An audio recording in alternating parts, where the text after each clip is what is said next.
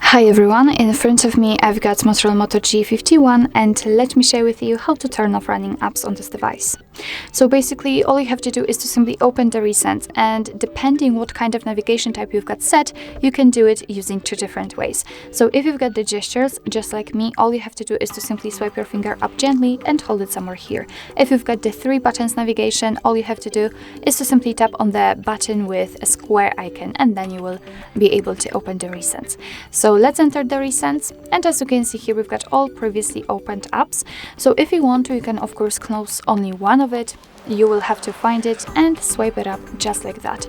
But if you'd like to close all of them, just go to the very left of the list until you'll see clear all. Let's tap on it and we just go back to the home page. So let's enter the recents, and here we've got no recent items, which means that we just successfully closed all running apps. So actually this is it. This is how to turn off running apps in your MOTOROLA Moto G51. Thank you so much for watching. I hope that this video was helpful, and if it was, please hit the subscribe button and leave the thumbs up.